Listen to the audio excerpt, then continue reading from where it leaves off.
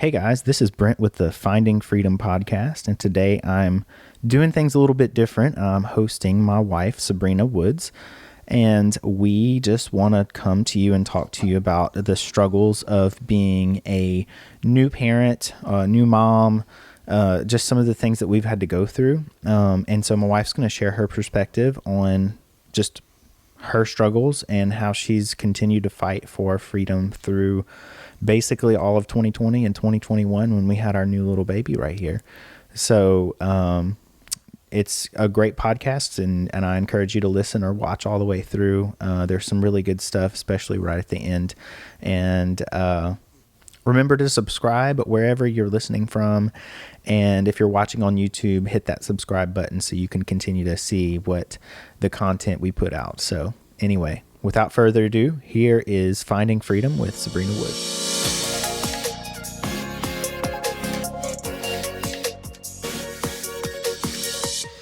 New parent. But I'm not really a new parent. You say that I am, but I'm really not. Is it a new baby? Yeah, it's a new baby, different human. But I'm not really a new parent. Like, I know how to fundamentally take care of a child. Yeah. And he's like checking everything out. He is. He's very aware. Yeah, he was asleep for like 2 seconds. Yeah, oh man. What'd you see? I mean, it's definitely been difficult. The dynamics, even though we have an older child, he's not near as interested as he was when Elizabeth was born. He was definitely younger and more willing to, not saying that he's not willing to help, but Adam has been extremely helpful. But as far as like, he's helpful to me, but he's not helpful as far as like picking Henry up and doing things with him, like keeping him entertained. Because he used to do that a lot with Elizabeth. He would keep her entertained. Henry's just really attached to me. He didn't really like many other people other than me. He likes you. Does he? You don't think he does. Are we talking about Adam or are we talking about Henry? Henry. Oh, okay. Adam doesn't like me sometimes because whenever I take his games away, right? That's the struggle with being a parent. Yeah. Oh man, especially with a 7, almost 8-year-old. He's smiling. Yeah. He's like, smiling. Hey. Today he has somewhat found his own voice, so he might interject that. It's difficult finding the time to manage everyone. I exclusively breastfeed, so that kind of can be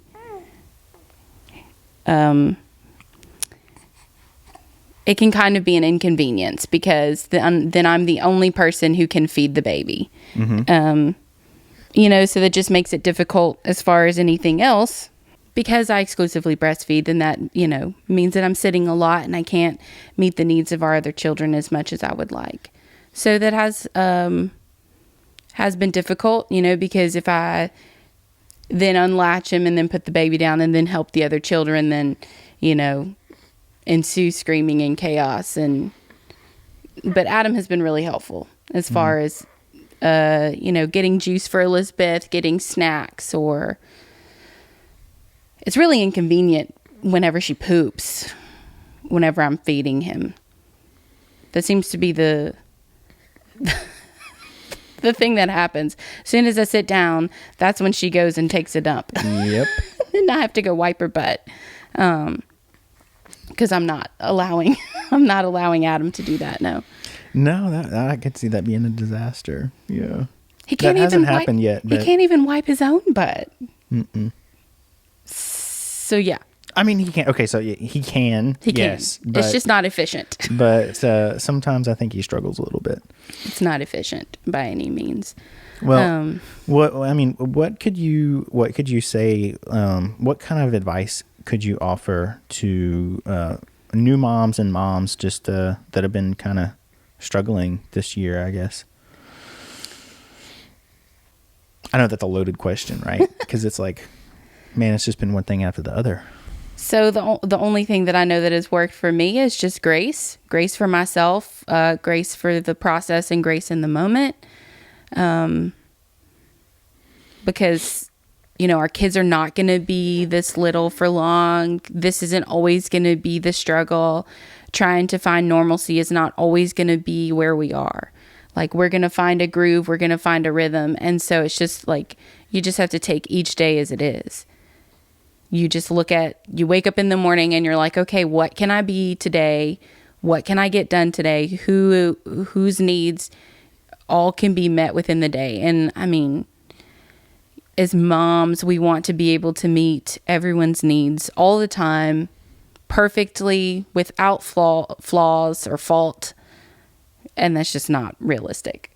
Mm-mm. Why do you think moms specifically struggle with that? I mean, I'm not a mom, so I don't really know. Just, you know, like thinking you're not good enough, and just thinking like, okay, I'm overwhelmed, I can't handle this, I'm not a good mom. You know, I guess guilt. Yeah. I guess that's a word. I was trying to think of the word for it, but I couldn't really. Mom guilt. Why do we struggle with mom guilt? Because we want to be perfect.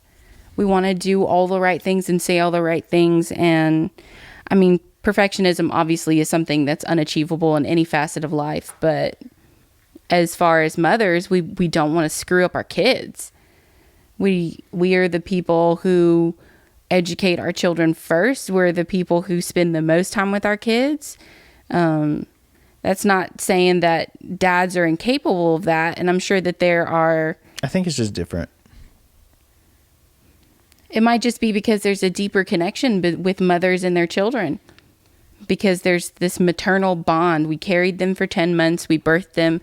We connect with them in a different way than what dads do. You know, and because mom guilt is real. Like, I think that it finally starts to dissipate somewhat, especially so frequently, like within 2 years. Because I know that like the guilt went away with Elizabeth by like 1.5, 2 years, because I felt like, okay, she doesn't need me as much, and I can meet other people's needs and meet my own needs and expectations. I think it's just being pulled in all different directions and not feeling capable of meeting everyone's needs, and the desire to meet them is there. Mm-hmm. And I think it's society. You know, society looks at mothers as, well, if you're a stay-at-home mom, you have to be making organic, full-cooked meals 3 times a day, you know, perky and face done and hair done and fully dressed. And, you know, like society, that's what is looked at as like what a real mother could be. And if you're staying at home, that's what you should do. But if you're a working mom, then you need to be doing things on the weekend. Like, there's just a double standard. There's a double standard, you know, and then they're like, oh, well, don't you get, you know, what am I trying to say here? Like, if you're a working mom, then you don't spend enough time with your kids. And if you're a stay-at-home mom, then you spend too much time with your kids. You know, there's always something that is scrutinized against mothers. Yeah, the societal expectation is always there. Mm-hmm. And it's never achievable. Right. So, I mean, for me, going from 1 to 2 kids was difficult for me only because we had Adam for so long without any other kids. I can agree with that. That was the truth for me as well. It wasn't that she was difficult, because she definitely was our unicorn baby. And unicorn baby meaning like her delivery was easy, her birth was quick. Coming home with her, it was like the typical newborn stuff. Then we just kind of fell into a rhythm, and it flowed, and like it almost felt like butter. Like everything was just easy. And then she hit 7, 8, 9 months in that 2 to 3 month period where she was cutting all those teeth. Mm-hmm. And we didn't sleep for a good while. And then we moved her out of our room, and then she cut those teeth, and she was literally our unicorn baby. Like, she was happy all the time. She very seldom ever fussed. She ate well. She slept well. And so it was just kind of like going from Adam being a stage 5 clinger like Henry is. It was different though with Adam because it was only Adam. It didn't matter if he was clingy. I could take him to the bathroom with me, or I can cook while I'm holding him and no one else needs me. Mm-hmm. Now, having basically another Adam intensified while having 2 other children, that's really difficult. Stage 5 clinger. Yeah. It made me think of hurricanes, because I think we're all just in hurricane mood. Category 5, it's like comparative level of storm right there. Like, oh my gosh, that's the clinging level. Yeah. I mean, Elizabeth wasn't clingy. She didn't let us wear her for very long. She hated being worn. She liked to be swaddled, but she liked her independent time. She liked, she liked sleeping and cuddling next to us. But then it was like when we moved her out, she was even happier. She's a very independent. So it's almost like she kind of set us up for failure.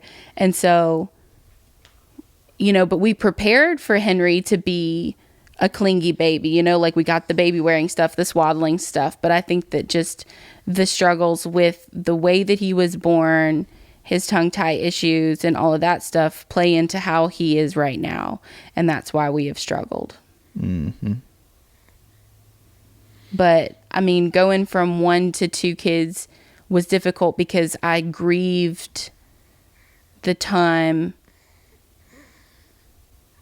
I grieved the time that I had to share with Adam and Elizabeth, splitting everything now. Like, it was really difficult for me because I was so used to what me and Adam had. It was easy. We would just get up and go and we'd do things, and like we had our own groove, and I just didn't think that my heart could love another little human being the way that I loved only Adam. And then Elizabeth came along, and she was just exactly what we needed. And, adding Henry to the mix was definitely not part of our plan at all. No, and especially in 2020. Yeah.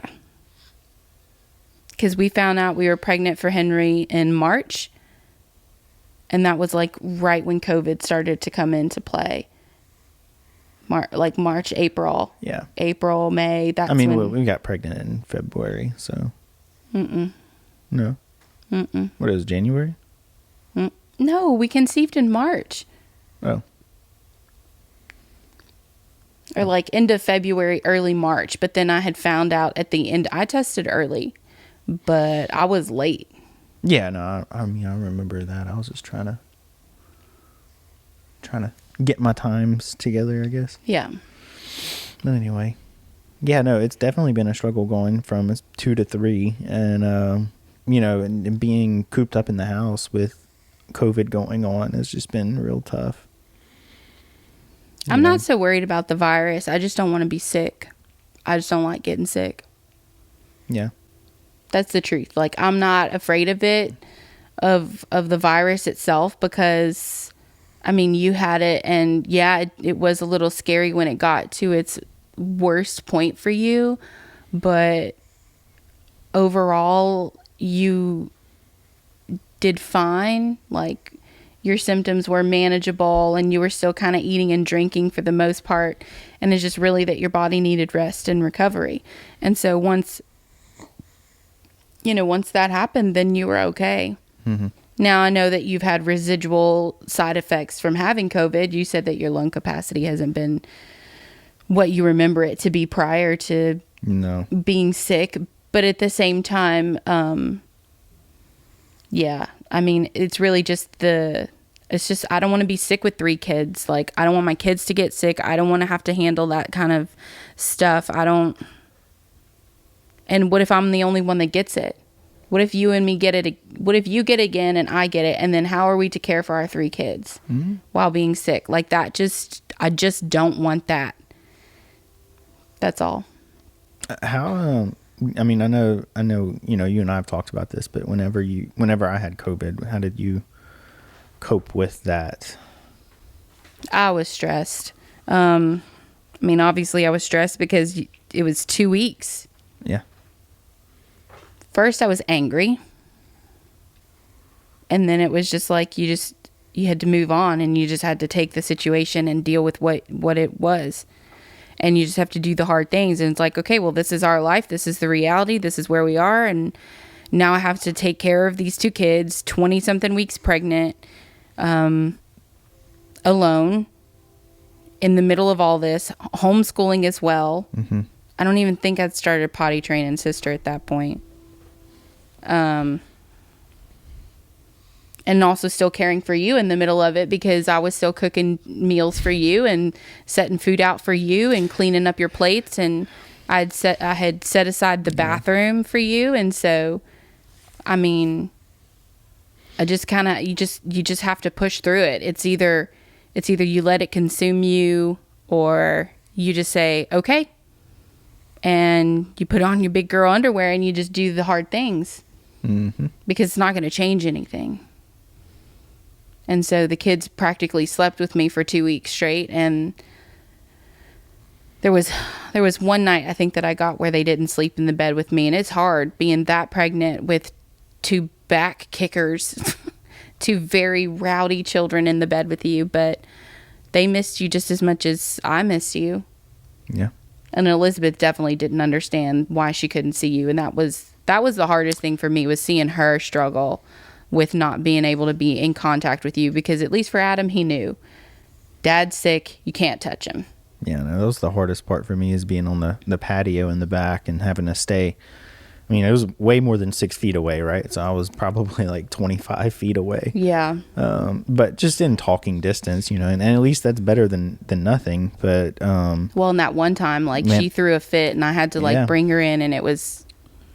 And then whenever it was at its worst, I mean, just walking from the music room up to the patio was out of breath almost. It was difficult for me.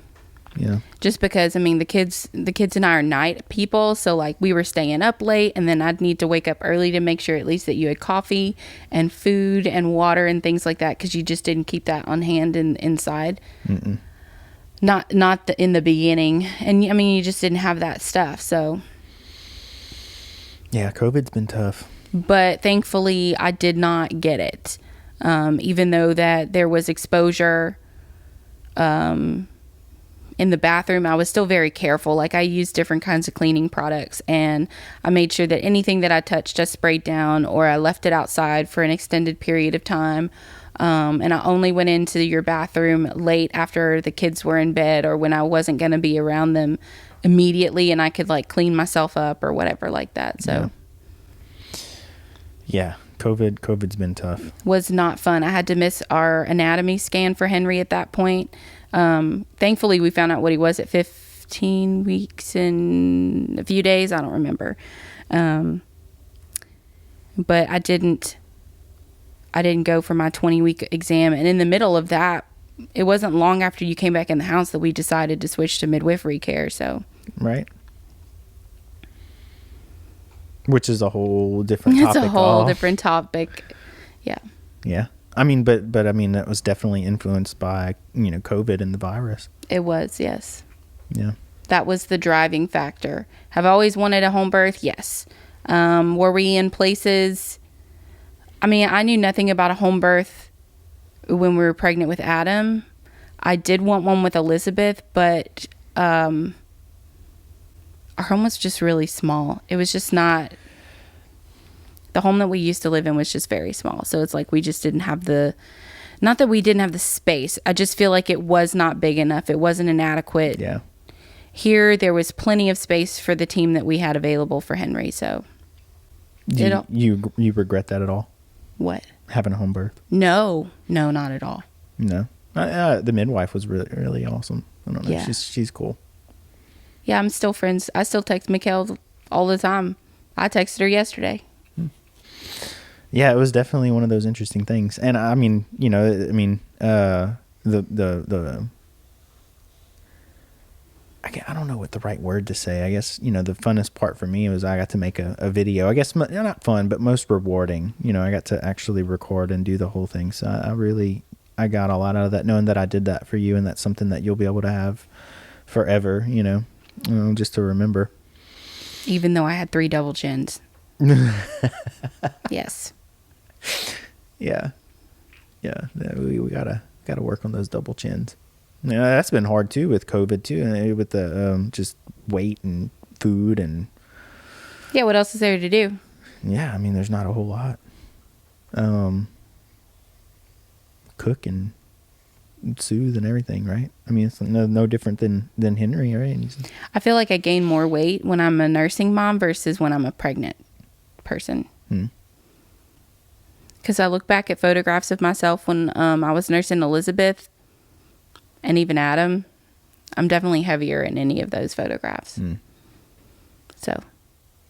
Well, the whole thing of this is finding freedom, right? So, my biggest thing for today is how can you encourage other moms to find freedom in their situations? And there's a lot of different situations. You can't generalize for everything, but are there any words of encouragement that you can give for moms specifically, just who need a little bit of encouragement?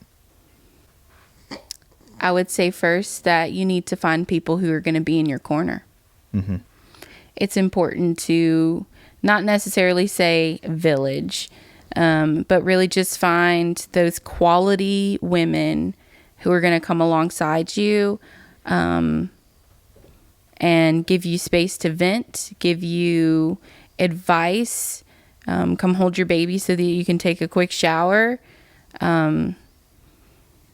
That's important. Try and find those people. And if you can't find one, you can call me because I can do my best to try and be one of those. It's definitely difficult to... I was texting one of my friends today. She just had her twins, and it's like, I just want to be there to help her, but I can't.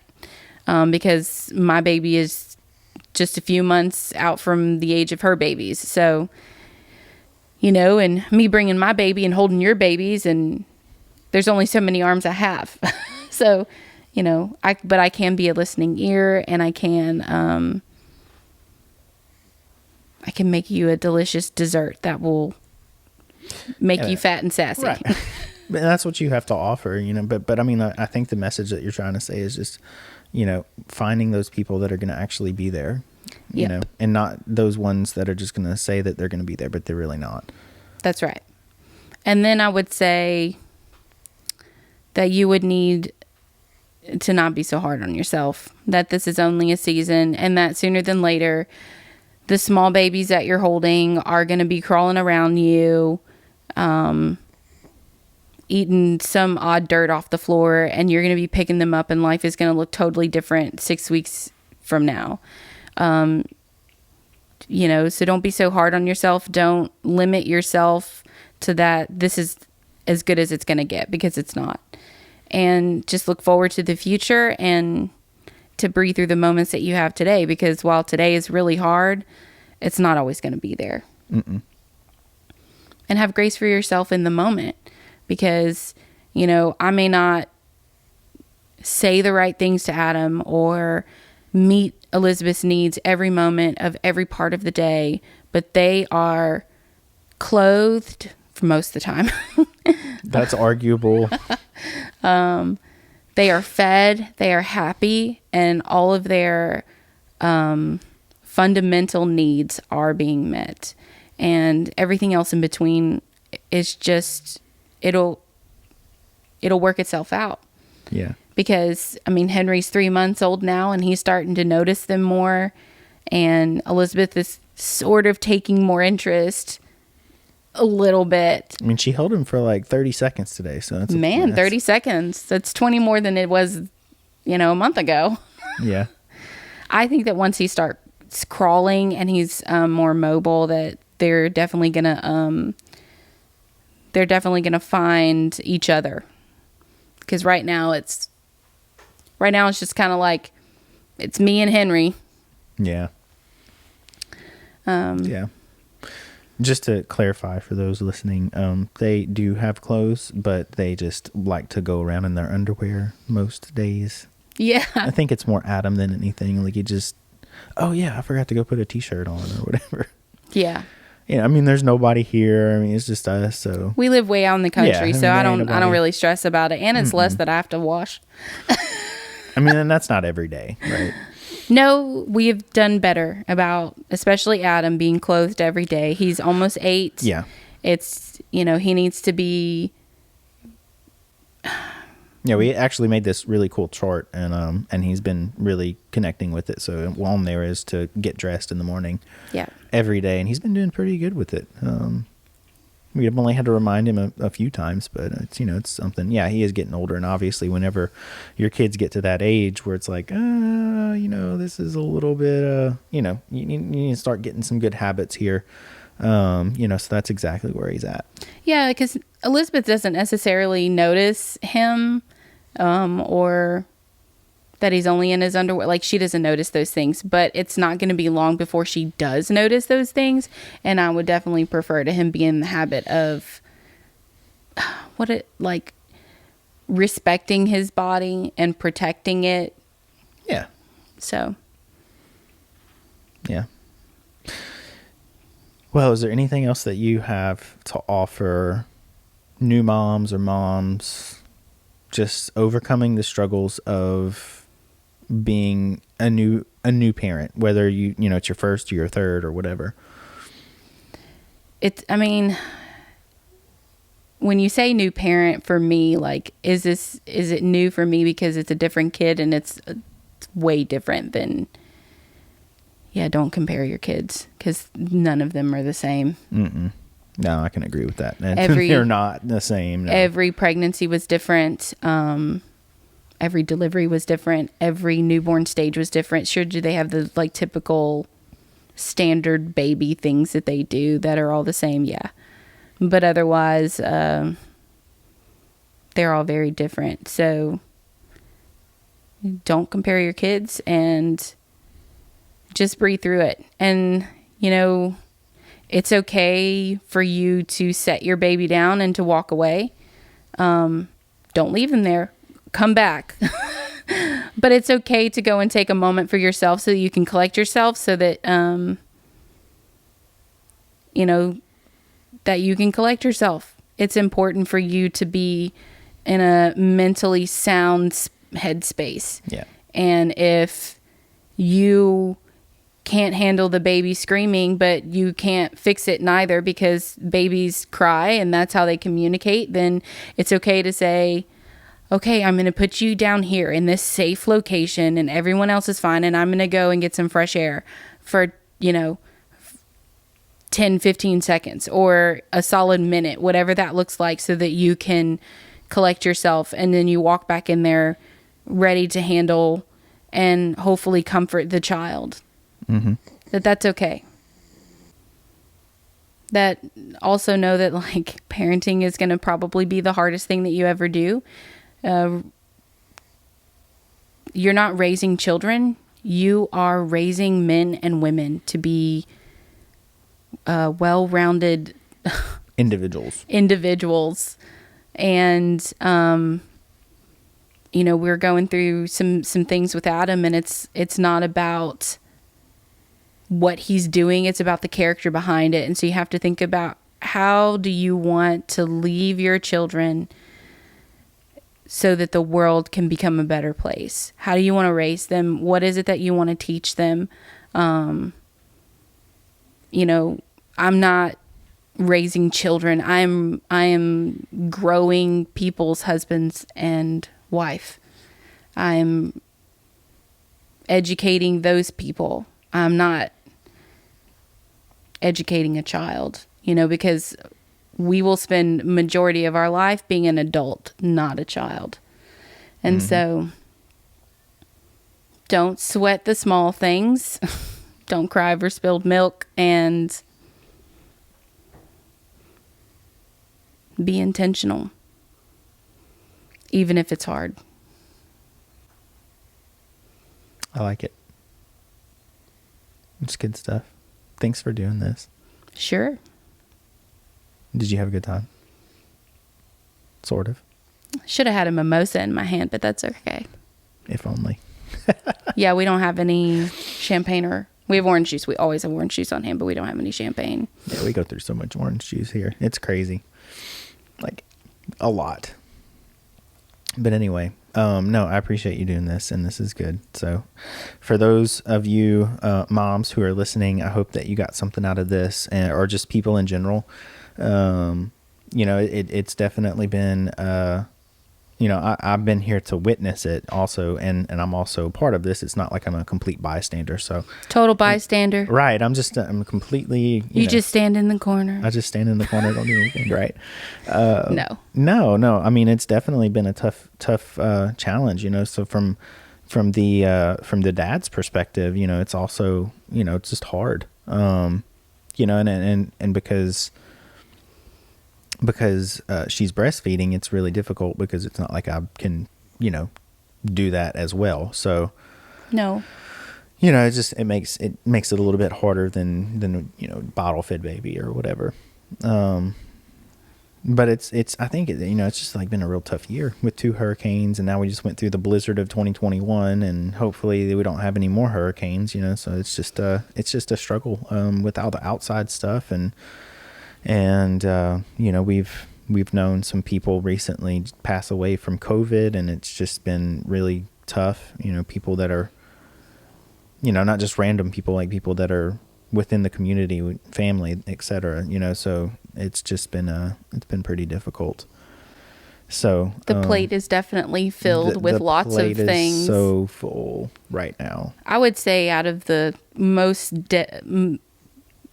that we've been together for almost a decade, and I would say that that 2020 and then up into this year too have been probably our hardest year. Yeah.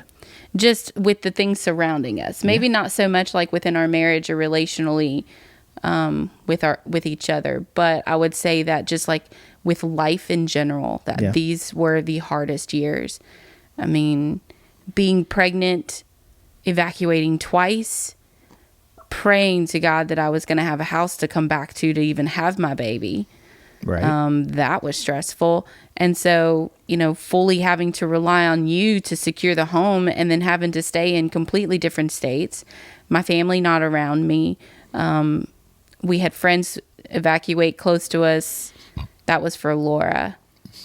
And they came to meet us in Mississippi, like literally the morning. I think that they came like the morning that Laura hit, if I'm not mistaken. It was or the day intense. before. I don't remember, but that these have definitely been our hardest years. But I can also attest that they have been the years that we have worked so hard for, because, I mean, everything that I did with my small business and everything that you've done with your business now has led us into this home and to where we are today. Mm-hmm.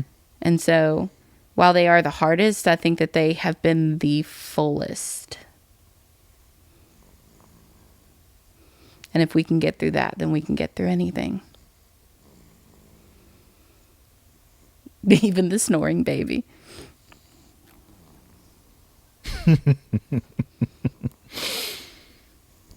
Yeah, I mean, he's enjoyed this, right? I mean, he was a little fussy at the beginning, but it's not too bad. So anyway, I hope that you've gotten a lot out of this, and please remember to subscribe to the podcast wherever you listen to your podcasts, or if you're watching on YouTube, please hit the subscribe button, and we'll be putting out some more of these. Obviously, with a new baby, it's been difficult to be consistent, but I mean, you just do the best that you can and you have fun with it, and sometimes that's all you can do in life. So anyway, remember to subscribe, and definitely catch us on the next one.